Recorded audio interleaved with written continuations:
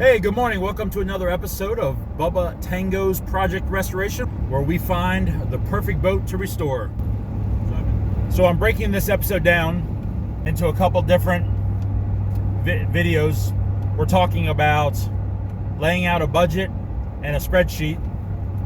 We're talking about leaving it where it's currently located or bringing it across the bay, balancing those two, and the costs associated with each. We're also going to talk about marinas, DIY marinas or regular marinas, and their costs for storage. And we're also going to get a game plan, a schedule, an Excel, a spreadsheet, an estimate of values of everything that needs to happen, either where it's located now or after it's brought across the bay. Money and timetables. Now I'm going to transition a little bit and we're going to talk about storage, the places that we are looking at, leaving it where it's stored just to get the engines, the controls, the zincs, the bottom, everything 100%, then bring it across on its own bottom to the Western Shore. The Western Shore is much more expensive to store a vessel.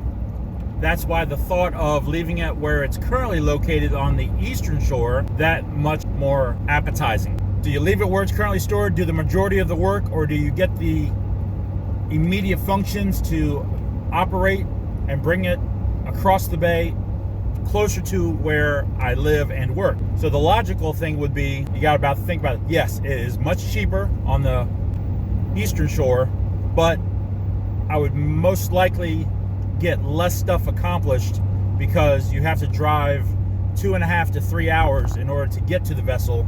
Probably stay there for the weekend, get as much work as you can done, and then go back home unless you can find the right one. And that's what we're going to do today. Now we're going to try and find the perfect marina. Boots on the ground. See what they offer, see what they have, drive into their lots, travel lift, the facilities that we need. Are they mechanics? Is it a DIY yard? So what do they have? All right, so with the thought process in mind of bringing the vessel on its own bottom over to the Western Shore, we need to find the right marina. I'm going to lay out a couple, probably on a map right here, a couple different areas in which you can bring a boat over to the Western Shore that will cover the closest, say, cone, if you will, to where I live and work. So if I drew a line back to all the way back to where I live and to where I work, and hit these 4 main areas. Yes, they cover a large area, but within there are so many small rivers and tributaries that have marinas. It's mind-boggling. So there's 4 main areas on Maryland's Western Shore for marinas. The Middle River to the north. Middle River has probably 10, 15 marinas on it. Probably has 5 or 6 that can actually pull a vessel out. And then how many of those are DIY? Secondary to that, as we move down, is pretty much all of Baltimore.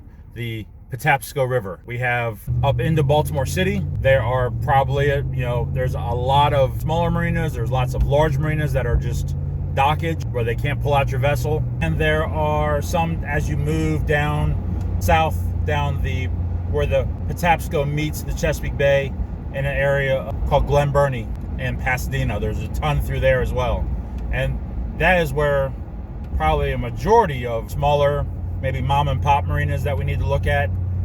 All these fingers and tributaries come up inside there, Pasadena, Glen Burnie area. So as we go a little bit further south, then from Baltimore through Glen Burnie, Pasadena area with all those little fingers, we get down into Annapolis. Annapolis, the sailing capital of the world, or is that Newport, Rhode Island? I don't know. Let me know in the comments below. Who claims that title? In Annapolis, lots of high dollar marinas, lots of high dollar boats. There are some major. You go up Spot Creek, not as much. The next creek down, there's a big yacht yard there called Burt Jabins, I don't know, it's been there forever. And then there's ones all dotted around them. I think that the DIY is going to be low on the list of what they offer there. So moving a little bit further south than there, we have the West River. We have the South River in Edgewater. And there are a ton of marinas there. A lot of them pull out, haul out. After the South River, then we have the West River. On the West River, there's a number of yards as well. I have to look at them all, but there's a ton of dotted up in there. And then south of that, we have the area that's called Deal. Now, Deal has quite a few marinas, and including the largest and sheer size marina that haul out an amazing amount of vessels, and we're probably going to insert that here. That in itself is just, I mean, the Chesapeake Bay is Maryland, Delaware, Virginia, and I believe on the entire Chesapeake Bay is the largest haul out marina. So, and actually we're going down to see it today and show you around a little bit.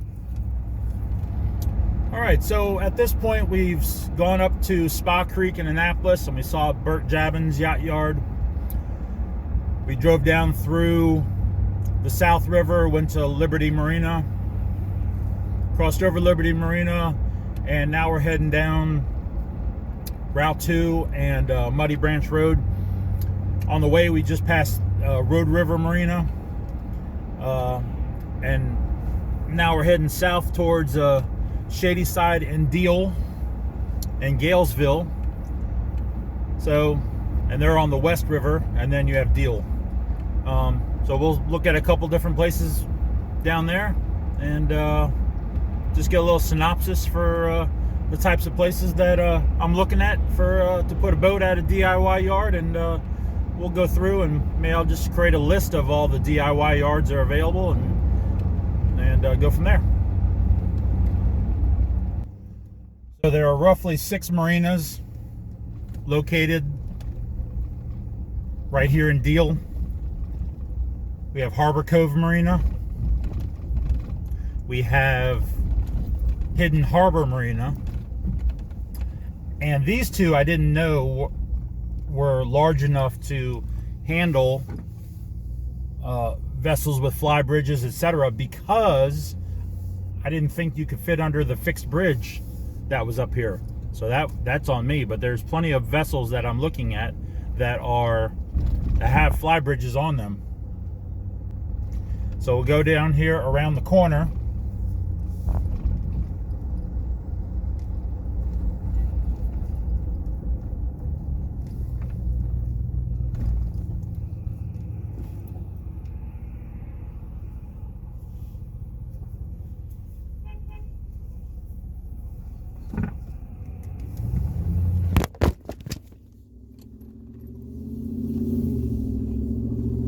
So here's the bridge I was talking about. This is the Rockhold Creek Bridge. And I was thinking that wasn't very, maybe you have to take down everything down to the windscreen on your fly bridge to make sure it all fits. Oh, here's Happy Harbor. Looks like they're getting new docks. If you ever come charter fishing on the Chesapeake Bay, especially out of Deal, Maryland, this is the place you go. There's lots of other places. I mean, the boat that we go to is actually up here at Harrington Harbor. So as we go around this corner here, we've got Deal Marina. And then you've got a small one here on the left, right here before this bridge, called we got Shipwright Harbor, and I thought there was one more. Yeah, Rockhold Creek Marina, maybe. And then this big one's over here on the left. This is Harrington Harbor North. So they're getting new docks as well. They also have a restaurant here and a West Marine. Got their own private West Marine. That's how big this place is.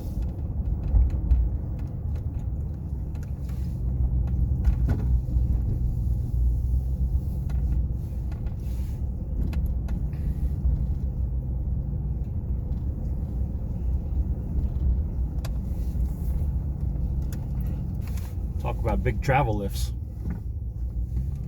Holy crap.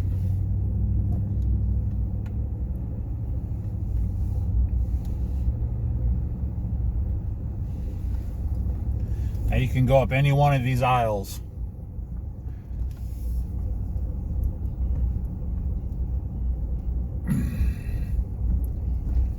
You can go up any one of these aisles, and there are boats for days. This is all the same marina. As you can see, Chesapeake Bay is a sailing is a sailing mecca by all the sailboats we've seen today. When you're going around looking at marinas and you find your old boat sitting up on jack stands, it's a pretty awesome sight. Look at that. It's pretty good. New owner's doing it right, I guess.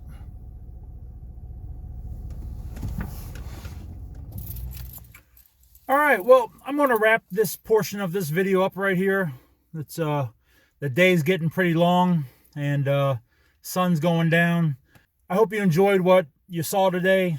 This really relates to people in the Chesapeake Bay that are around the western shore of from Middle River, Baltimore, Glen Burnie, all the way down. So if you're looking for a marina, and or even a transient marina, any of these could be wonderful places for you, short of the two that are on the other side of the fixed bridge and deal. But if you're lower than 13.1. With that being said, the next video will be about finances. I'm going to lay out everything, probably shown just on a whiteboard, and just break it down for you so you can see the thought process that I have moving forward. So again, thanks for watching. Like and subscribe, do the things you do, and we'll see you on the next.